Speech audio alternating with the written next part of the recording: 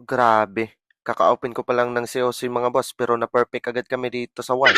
Kaya dali-dali kong chinek yung clan ng kalaban. At nagulat ako dito mga boss.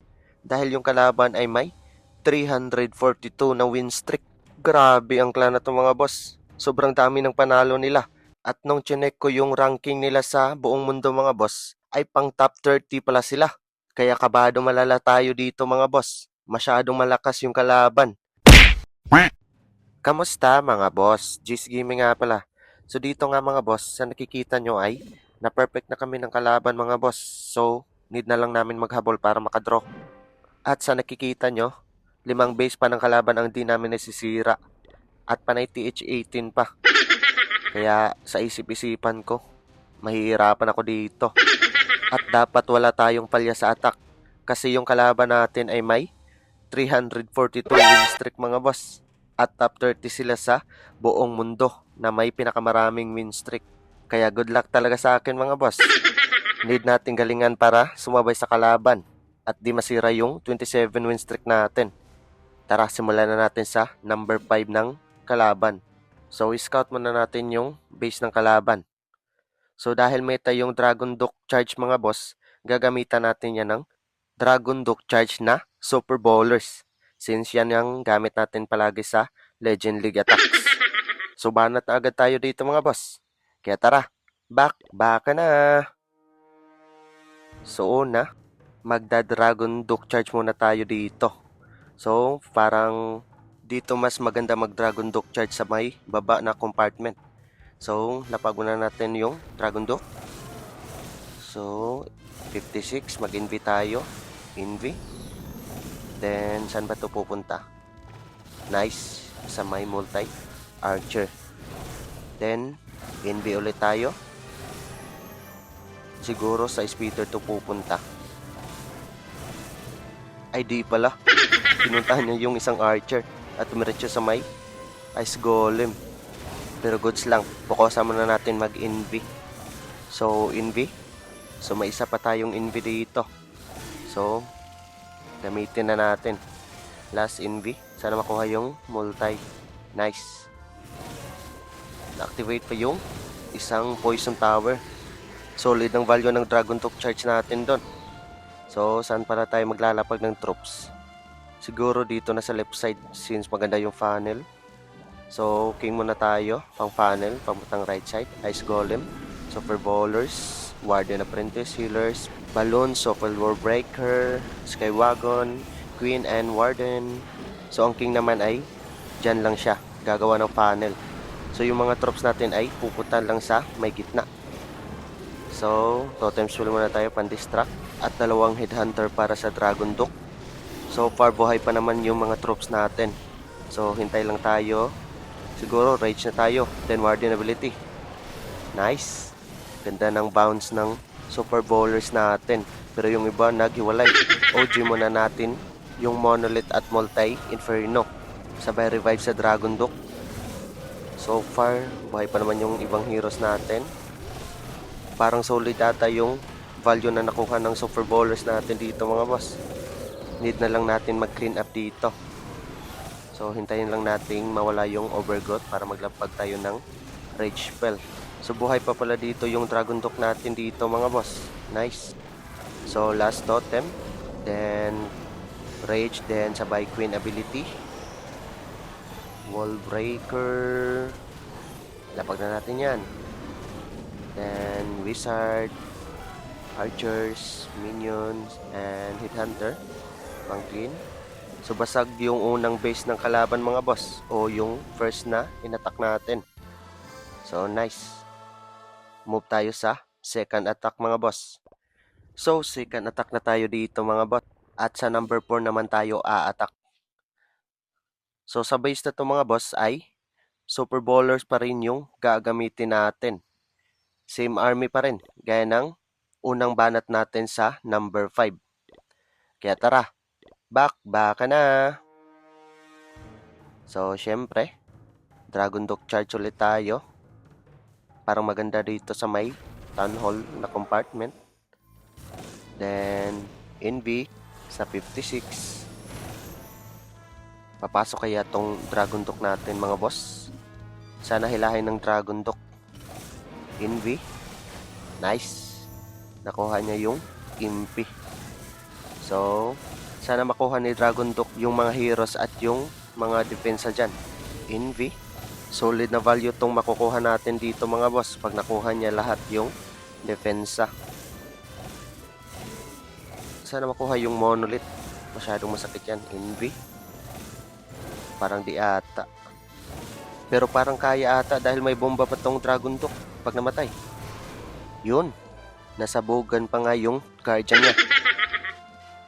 So, Baby Dragon muna tayo dito. Pang panel. Para di lumabas yung troops. Then, Super World Breaker muna. Ice Golem, Super Bowlers, Apprentice Warden, Loons, Healers, King and Warden, Skywagon, at King naman pang funnel. Magwa-Warden ability na tayo pag na-activate na yung Rage Tower ng kalaban. So, wait lang tayo konti. Totem muna, then sabay Rage with Warden ability. Nice. Immune yung Super Bowlers natin. Then, OG muna tayo sa ibang defenses. May Super Bowlers pang dalawa na humiwalay. Pero goods lang. Rage muna natin yung ibang Super Bowlers. Wala na pala tayong pang support na spells dito mga boss. Pero revive muna natin yung Dragon Duck. At siya na bahalang maglinis sa mga buildings na yan. 1 minute na lang ang natitira. Kaya need natin maglapag ng panglinis. Minion, Archer. Gamitin na natin dito yung Super World Breaker. Headhunter naman pang clean up na lang. Archer Queen ability na tayo. So yun, 3 stars na to mga boss. Buhay pa halos yung Super Bowlers natin. Kaya secured yung pangalawang 3 stars natin dito mga boss. OP talaga tong Super Bowlers attack mga boss. Kaya move agad tayo sa third attack. At third attack na tayo dito mga boss. At number 3 yung aatakin natin. Ay syempre, gagamitan natin yan ng Super Bowlers pa rin na naka-Dragon Duck Charge. Magsawa kayo sa Dragon Duck Charge natin. Kaya tara, baka na.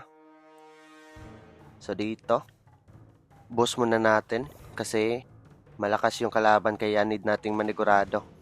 So, Dragon Duck. Dito na tayo sa may baba.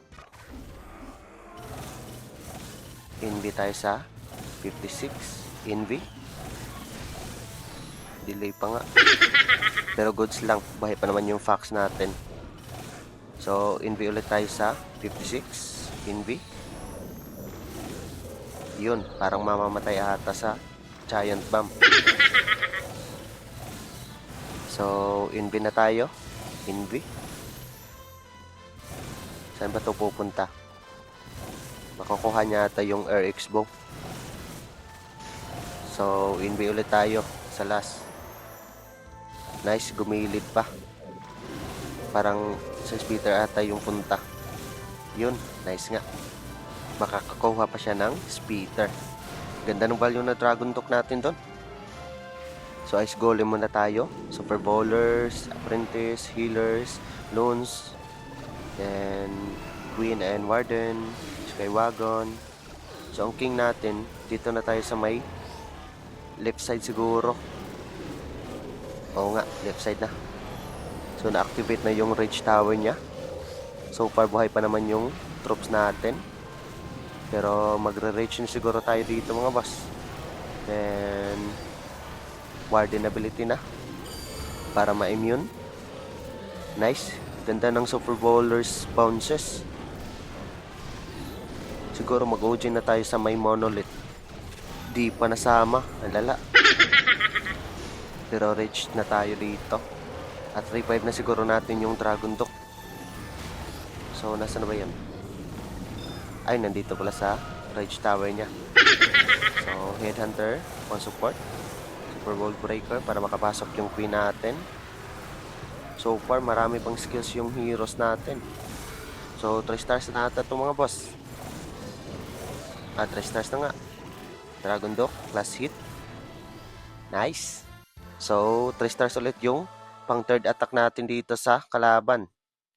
Kaya move tayo sa fourth attack. So, fourth attack na tayo dito mga boss. Kaya tara, scout agad. So, sa base na to dito, common to sa legend. Kaya gagamitan natin ng Dragon Duck Charge na naka-Super Bowlers. Ano pa ba? Effective eh. Kaya tara, back na. So, syempre, una at first step, Dragon Duck Charge tayo. So, invite tayo sa 56. Invite.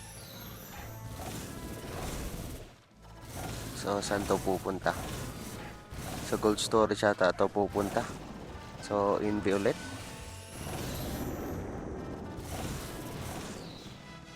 Sa air defense. Pero goods rin. Invite. X-bow, good value pa rin. Siguro sa may revenge nga. So, last 2 invis tayo. Aray ko, pumunta sa mga heroes. So, last invi ulit.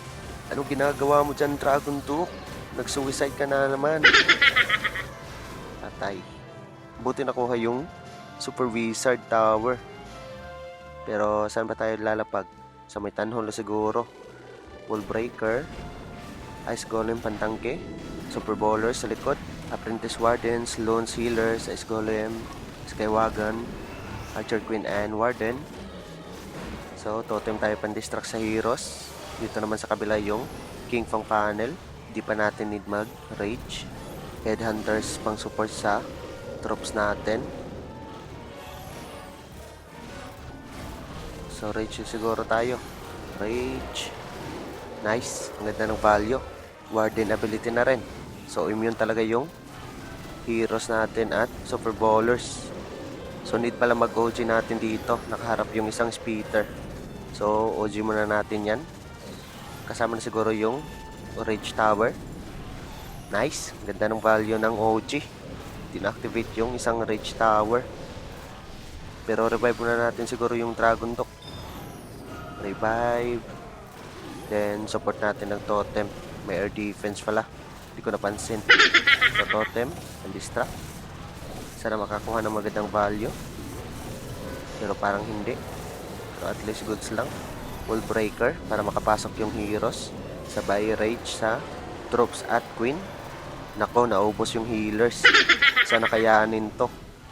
Walang mag-heal. May isa pa pala. Pero may king ability pa naman tayo. So, lapag tayo ng minions. At king ability na siguro tayo ngayon. Nice.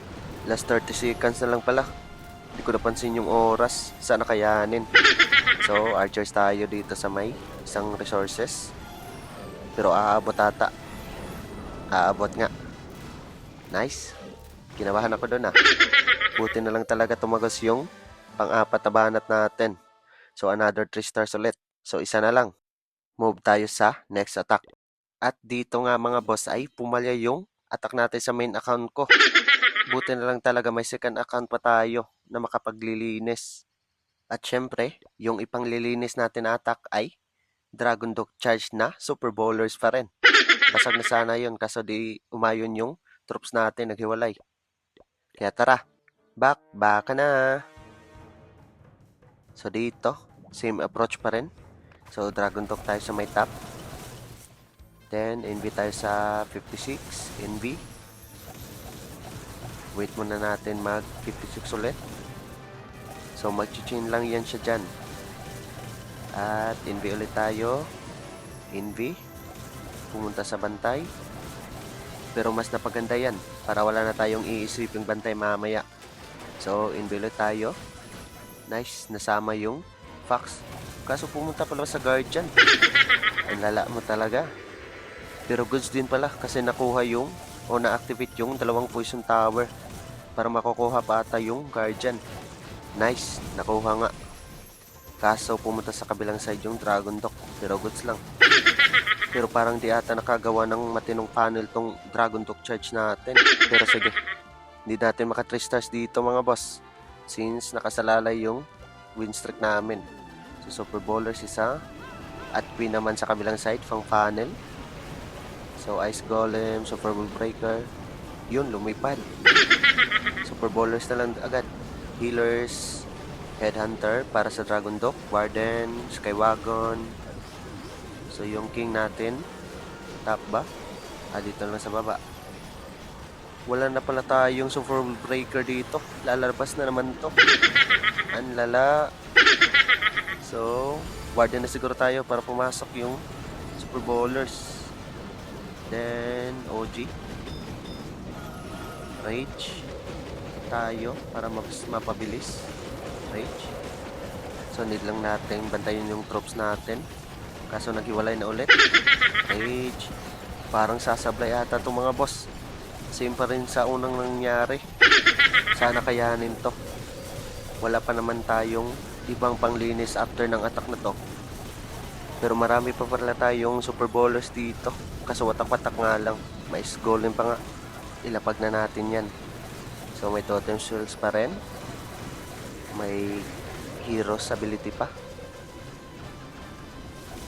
So 3 stars na ata itong mga boss. Kasi may king and queen ability pa. Then isang totem. Pang swag. So yun. Nakadraw tayo sa kalaban na may 342 win streak. Kabado malala. Ba't naman kasi sobrang lakas ng kalaban natin? Napaseryoso tuloy tayo nang wala sa oras. Pero at least, yung importante ay di masisira yung win streak namin dito. Kahit kinawawa tayo sa early game, nakabawi naman tayo sa late game. So, tayo yung score. Safe yung 27 win streak namin at yung win streak nila na 342. Grabe, ang lakas talaga ng kalaban. Shoutout sa Royalton sa magandang laban. Yun lang, ingat!